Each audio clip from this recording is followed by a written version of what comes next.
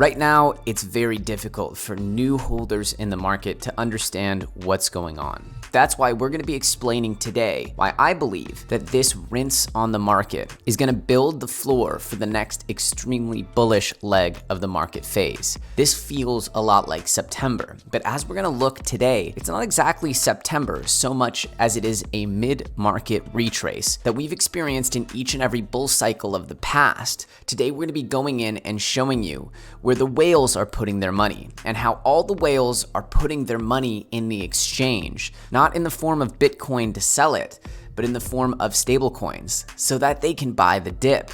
Right now, I genuinely believe this is the newbie rinse, where the smart whales and the big manipulative whales, the whales that are not on your side. Remember, the big money does not want you to win. And that's why moments like this are where they flush out all of the new participants and they position themselves to make even more money in the next leg. Get ready, because we're going to be going deep on everything that's been happening in the industry and what I believe has caused this crash and where I think this is headed next. If you guys are excited for this one, go ahead, destroy that like button. And remember, as always, each and every comment on this video is entered to win your own hardware wallet. We'll actually give one away here at the end of the episode, but make sure you comment so that you're entered to win on the next giveaway. With that said, let's dive in. Now, in order to get some perspective here, we're going to look at a tweet from Plan B. Plan B created the stock to flow model that many people have quoted and shown on everything from CNBC to, various Reddits. This is kind of gospel for the crypto industry, Plan B's stock to flow ratio.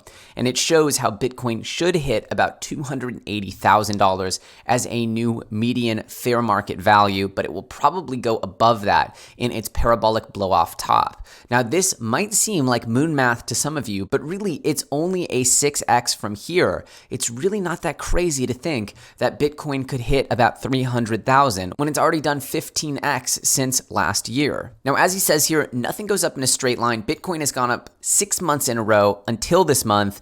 This looks like the midway dip that we also saw in 2013 and 2017. So if you look at this chart, what you'll see here is the monthly growth of Bitcoin throughout the last 2 cycles. Obviously, this cycle here is demarcated in red.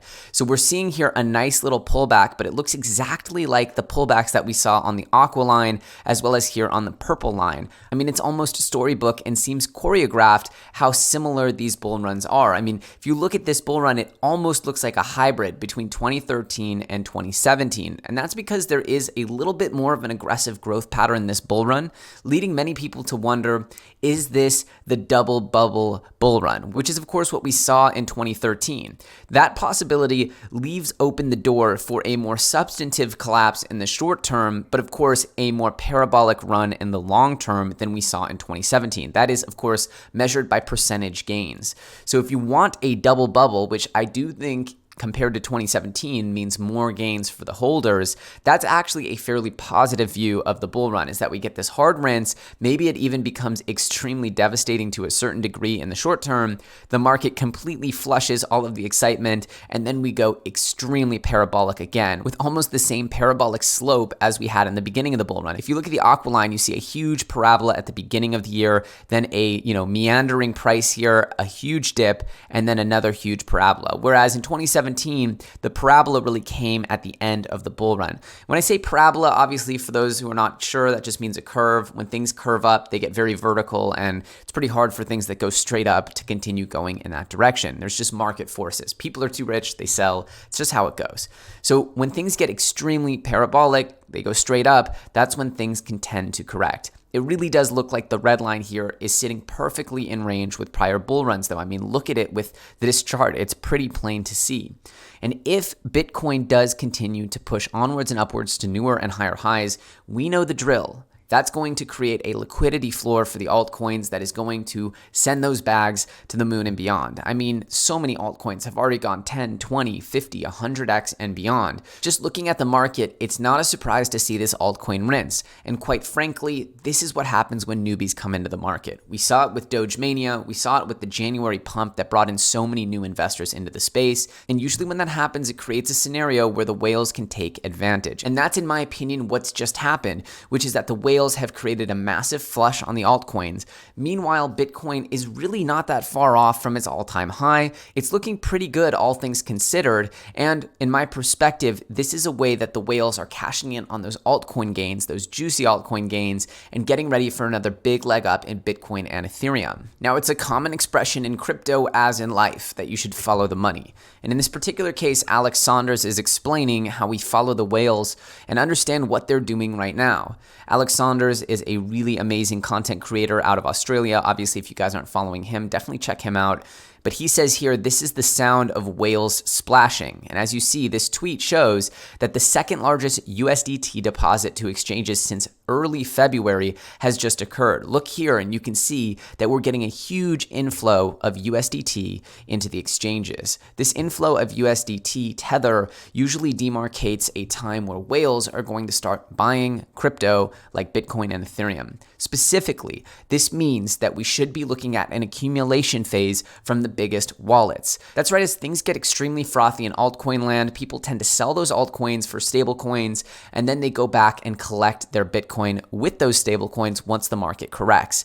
This is the cycle of alt and BTC. How BTC moves up a leg, the alts move up 2 or maybe 5 or 10 legs, and then they come crashing down. But they don't crash nearly as hard as they have pumped, and even though it feels pretty brutal, but the reality is that this is setting up for another huge leg up in the entire market. And so I believe genuinely, looking at this data, looking at the reasons why we collapsed, looking at the pace of the bull run as demarcated by Plan B, it seems as though in my mind that we're setting up for something absolutely massive. Let me know in the comment section if you think that this data here around USDT makes sense to you and that you agree with the overall prognosis here that the bull run is more or less on track and that the altcoins were just extremely frothy and that this flush was pretty natural. I personally didn't do anything too drastic during this dip. Obviously, everyone wishes they would have sold their alt bags at the top, gotten ready with their stablecoins to buy in at the bottom, but for the most part, it's almost impossible to predict the timelines of these pullbacks and these huge surges. I wanted to point out KSI's crypto alternative Twitter here, KSI Crypto, as he's just put out some really on-point knowledge here, saying, I've been in crypto since December, and what have I learned? HODL is the best way to make money. I've legit traded, leveraged, chased pumps, etc. If I had just invested in the coins I chose back in December and not touched it, I would be so much richer right now. So annoying, lol. But that is really the story of cryptocurrency, which is you need to invest with conviction, get in early, and just hold on because the bumpy road will be ahead of you. There will be tons of times to sell, to rebuy, things that shake your conviction. And if you're shaken out and you're not there for the real growth of the market, which happens in cycles and waves, as I'm sure you guys are now seeing, well, you're going to miss out on the big gains. That's true of Bitcoin, Ethereum, altcoins, and more. Truly, all of the best crypto investors have one thing in common, and that is patience.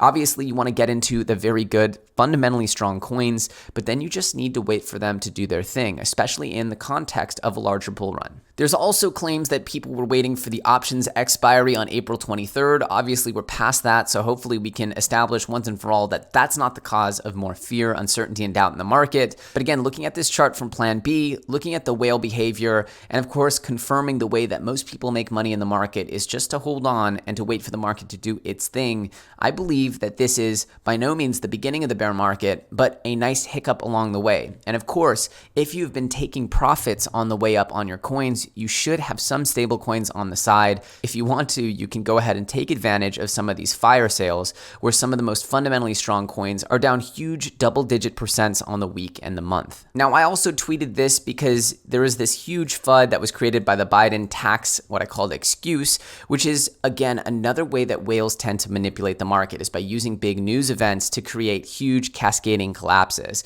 Now, the market was already crashing for days, and then Biden put out this proposal for a new long-term capital gains treatment, which essentially removed any advantage to holding your crypto for more than a year, which was typically the way that people would do it, is they would hold things for more than a year to get long-term capital gains treatment, which was a much lower tax treatment. However, this particular piece of news makes it irrelevant. So people were saying, why are we holding? We should just be cashing in on gains. Now, there is some logic here, but if you're asking me, this is yet another example of whales using a piece of news to manipulate the market and make everybody think that there's been a sea change, a massive fundamental change in the way crypto and these assets are valued. It happened with the great China FUD of 2017, where we kept seeing news reports that China would ban crypto. We see little inklings of that around India this particular cycle, but it just keeps reminding me time in and time out that there's always going to be an opportunity for whales to want to convince the newbies and the general market participants that there has been what I call a sea change, an underlying huge fundamental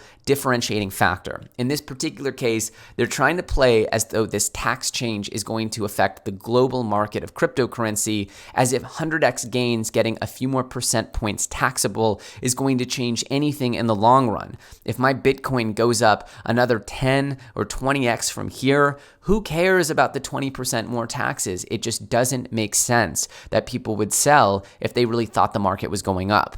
Now, I genuinely believe that there's nothing fundamentally different than when we were talking about this back in January. I believe the bull run is still in its mid stage at the latest, and I'm going to continue investing with conviction.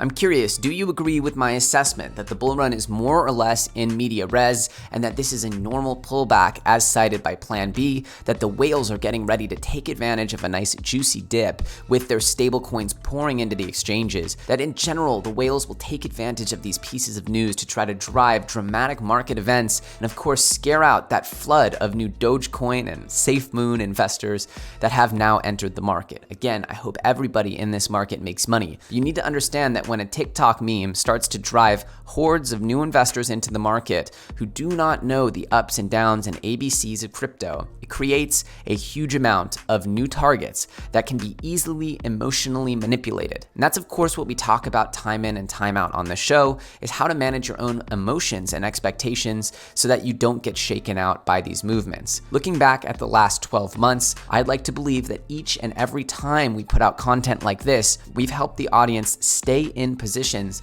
that eventually made them a tremendous amount of money. And that's my goal with this piece of content today. Let me know what you guys think of this video. If you guys enjoyed it and got some value out of it, go ahead, destroy that like button. As always, each and every comment on this video is entered to win your very own hardware wallet, and we'll be giving one away right now. Now we're gonna draw a number between 1 and 14 and see who wins the Ledger Nano S. And here we get number 5. Now, going to my channel, we're gonna count 1, 2, 3, 4, 5 videos back, and let's go ahead and get this link, and let's draw a winner.